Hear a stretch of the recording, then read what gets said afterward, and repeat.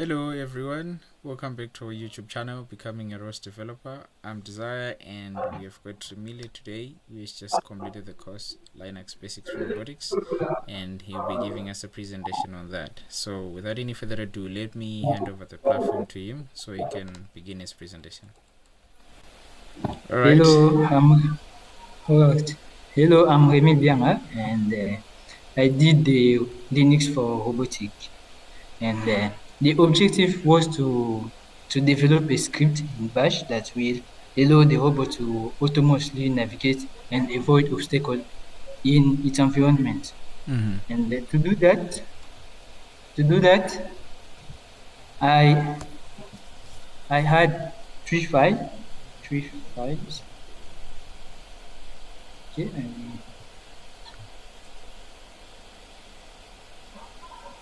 I had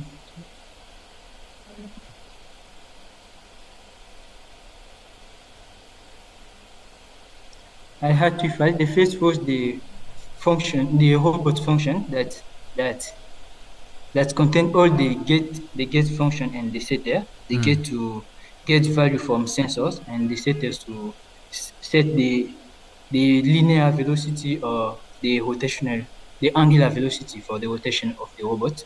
And I also add a robot interface where also, the robot interface was there to allow us to communicate with our robot, a real or a simulate robot, and we have the static the statistic robot statistic where we need where we get all that where we get all statistics of our robots, like the distance that he goes between during the process and also the its velocity angular or linear. We also have the obstacle avoidance where I add all of my logic to help the robot to know what to do in each situation. We have 8 situations. The first, because I we have 8 situations because I only get three direction of the robot: the font right and the font left. For and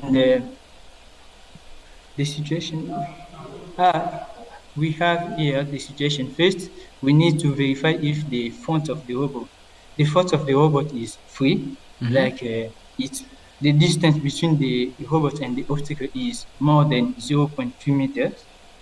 And we did it for all those three: the font, the left, and also the right. The left font, the right font. If it's zero, all of that is zero, we turn left. And to turn left, I add the function that I call rotate. Rotate that this function gets one argument, that is the time to move. And if with that time we need to move, we will move the robot. We set the linear velocity to 0.1 and we will set that time. The robot will move until it reach that time, and after that the linear velocity will return to zero. Alright, so We can have we see this working first? I understand you've got it a lot works. of detail you want to show us, but let's see how it works first.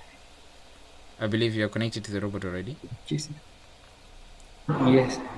Alright, just enlarge the stream window a bit so it's visible. Maybe. First, I need to launch the visual connect to now.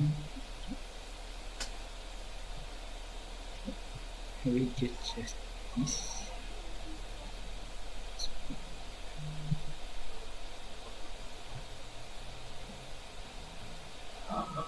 Let's connect to here and where we get this out.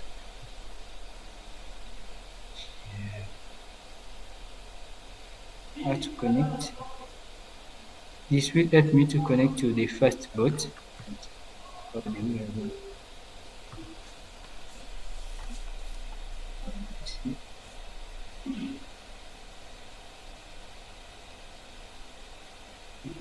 And here I will launch the robot interface, the Python script. Mm-hmm. I think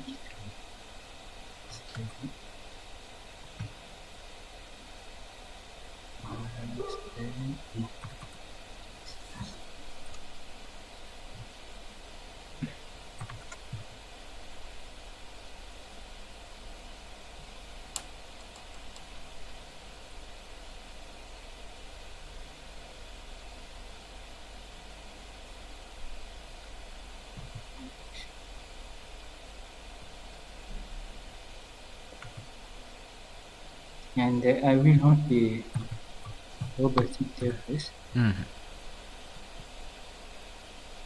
Uh,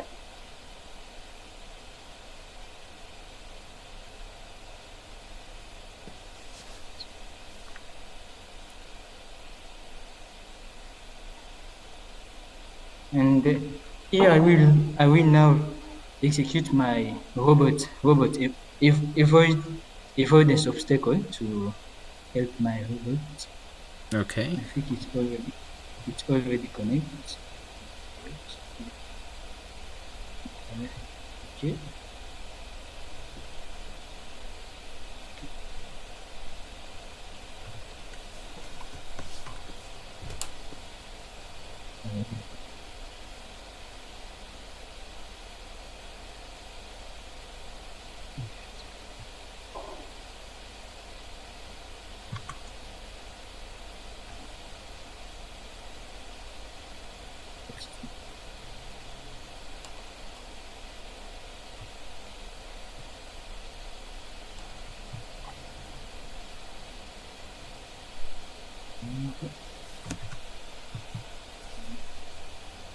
And looks equal to execute.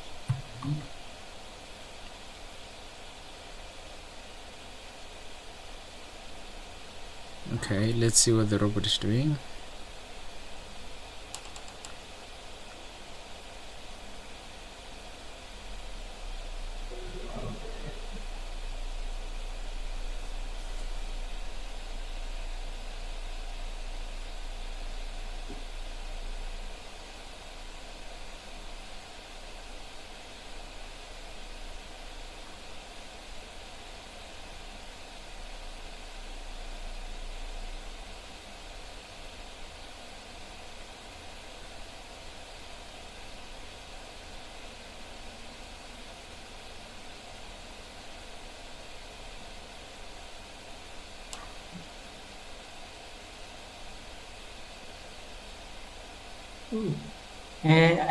Uh, I forgot to put the angle because in my file I put a argument. If we put to simulate with the real robot, we need to add real at the end. Mm. We take it and we change the rotation angle. Okay. All right. Interesting. I was wondering why it was not rotating. Yeah.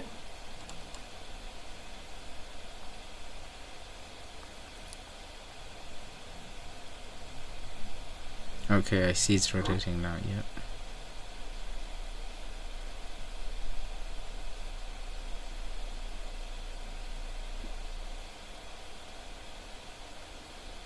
Okay, it's making almost perfect 90-degree rotations. How did you manage to achieve that?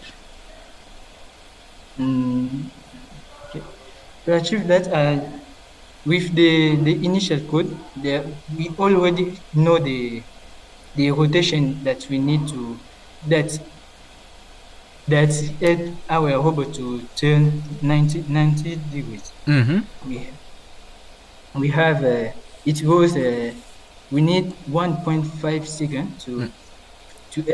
to turn with a 0.9 radian of angle Mm. to turn with 19 degrees. We need that time 1 point and the to find the how can I say the rotational speed.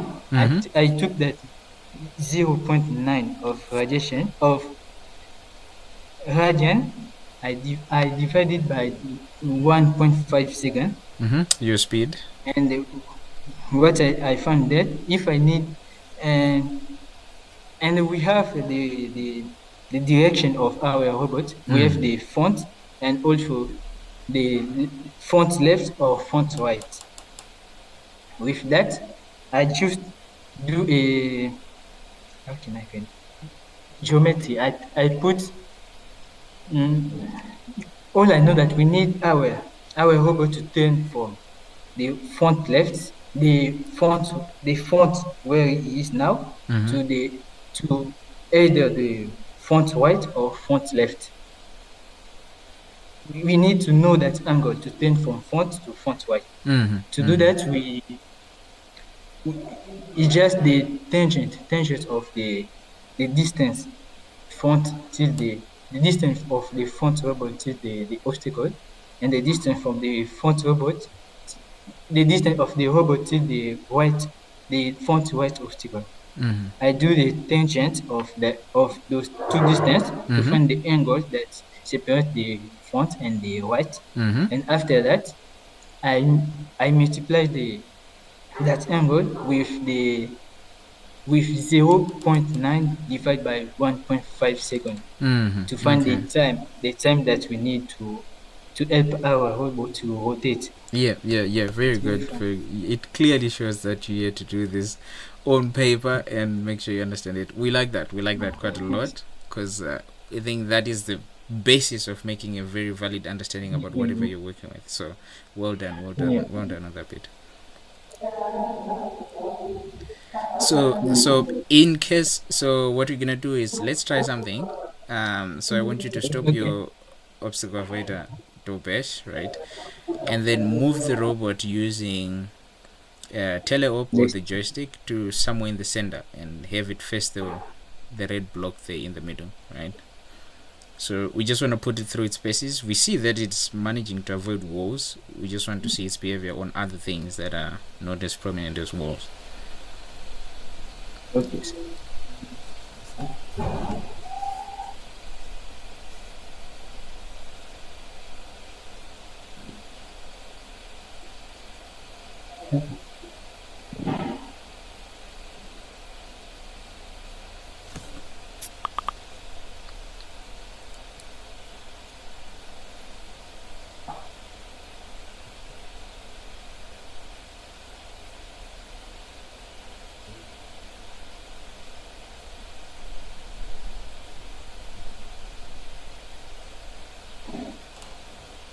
Yeah, it's white.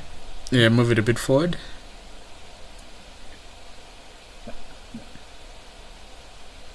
Oh, forward. Okay. Yes.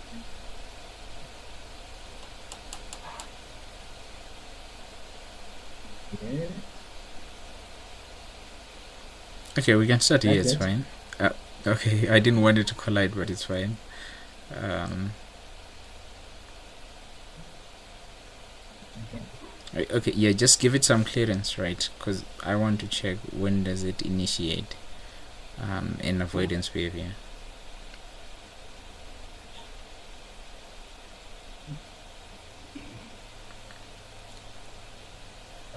It's all right now. Yeah, it's good. Yes, let's try there. You can run it.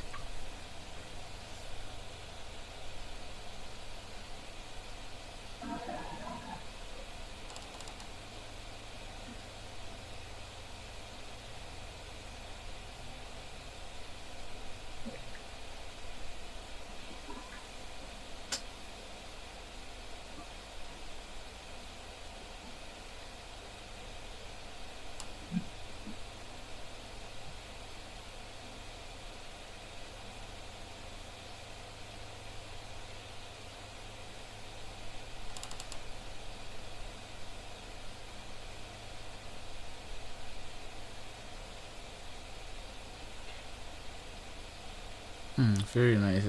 It also, I see your log script is also printing the amount of time that it has to move. That is very Yes. nice. And Very good logs and informative as well. So that's nice. thank you, sir.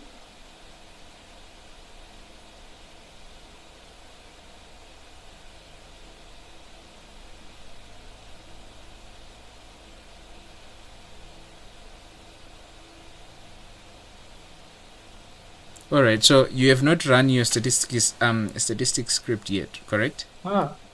Yes, yes. Yes. Just add it on so we can see how it works, and maybe we can get into some more detail about the code as you have been explaining.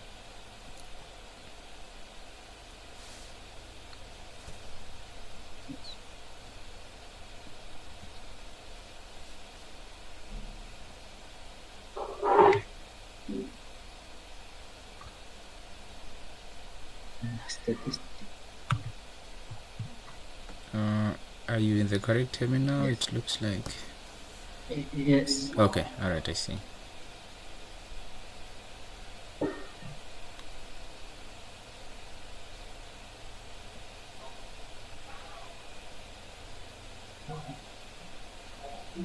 Yeah, I display the distance since the start, also the current direction of our robot, and here we have the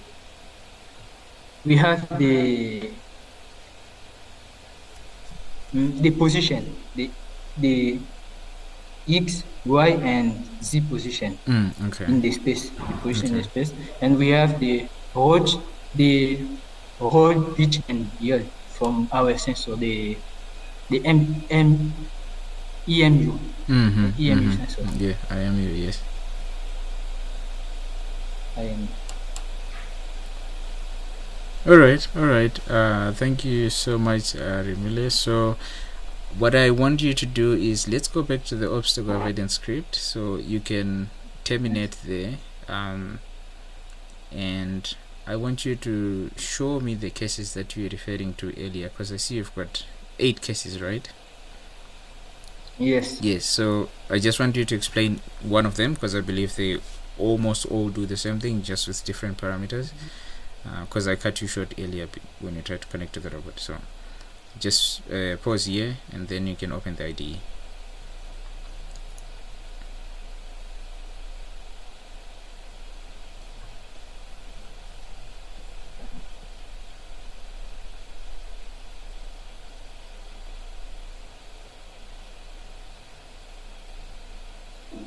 Okay, I will pick one.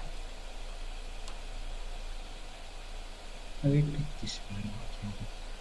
Here is our case. Is the case 5. Okay. When the font is not free, the font left is free, and the font right also is free. In this case, first we check the right and left sensor, Okay. because in the robot we have 6 sensor, but I only use 5: the font right, font left, the left, and the right.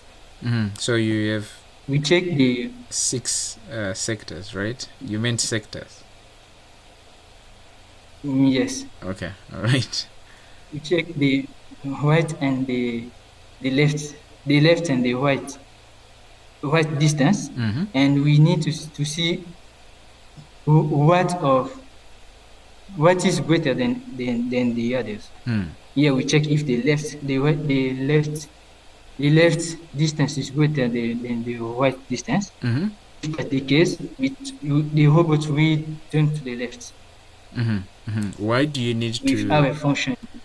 Why do you need to add extra flags after the pipe? So in that if statement, right? So towards the end there you've got pipe BC stroke L. Yeah. Can you explain to why you need that? Why need what?